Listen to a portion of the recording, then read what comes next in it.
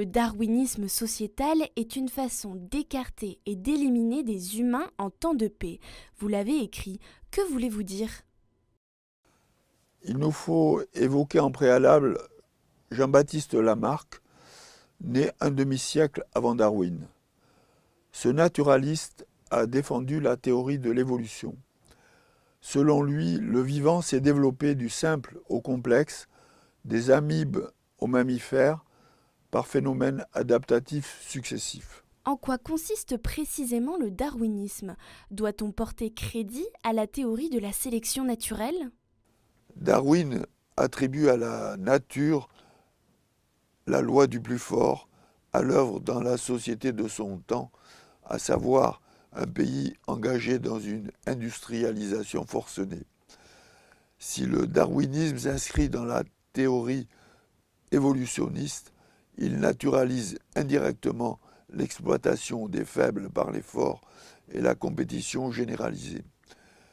Pourtant, à l'évidence, la nature fait vivre des écosystèmes multiples. Elle tolère des bizarreries telles que le cou et les pattes démesurées de la girafe, longtemps considérées comme une preuve d'adaptation. La règle dans la nature est la disparité et la diversité des aptitudes. Si le darwinisme n'est pas un concept opérant, pourquoi proposer celui de darwinisme sociétal ? Et qu'entendez-vous par là ? La guerre de tous contre tous, l'emprise de la force sur la raison, se rattache à la démesure, à l'avidité, et nous pourrions dire aussi bien à l'universelle bêtise. Le darwinisme sociétal n'a rien d'un phénomène naturel. Il correspond au déchaînement des forces de l'argent de par le monde, à la mise sous tutelle numérique des populations, au renforcement continu du phénomène bureaucratique, aux violences de toute nature, à l'obscurantisme idéologique sous toutes ses formes, à l'exaltation continue des passions les plus primitives et les plus médiocres. Il menace les civilisations dans ce qu'elles ont de plus respectable. Nous entendons donc par darwinisme sociétal les procédés convergents de marginalisation et d'élimination des faibles par les forts au sein des sociétés humaines. Dans ce cadre, les addictions ? Les addictions de ce point de vue sont exemplaires. Elles rapportent. Elles font vivre beaucoup de professions en puisant dans le budget collectif.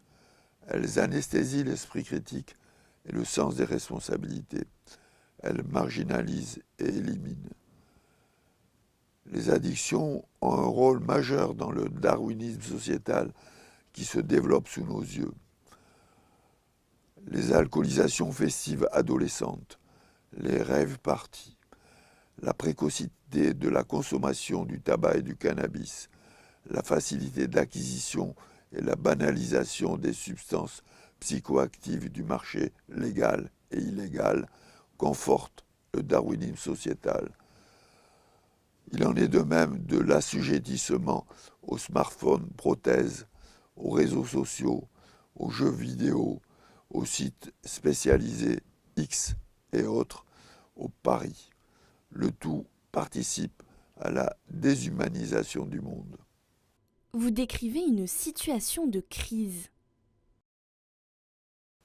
La crise culturelle et sociale est manifeste. Les années Covid ont coïncidé avec la généralisation des relations virtuelles et une forme de régression mentale. La connaissance critique semble rebutée. La faillite du système éducatif, coincé entre réforme et corporatisme, la dislocation des liens familiaux, la néo-taylorisation du travail incombant de plus en plus aux clients, les pseudo-libertés encouragées par l'idéologie libérale libertaire, l'anomie cosmopolite des mégapoles et les crispations identitaires participent au processus. Le tout conduit à une évolution des personnalités. Elles sont moins solides, plus instables, moins fiables, plus vulnérables. Vous n'incitez guère à l'optimisme. L'optimisme ne consiste pas à pratiquer le déni des réalités. Le pessimisme d'observation ouvre à une réflexion active. Celle-ci permet d'initier et de faire vivre des contrefeux. De nombreux patients nous donnent des raisons d'espérer. Leurs ressources peuvent être confortées.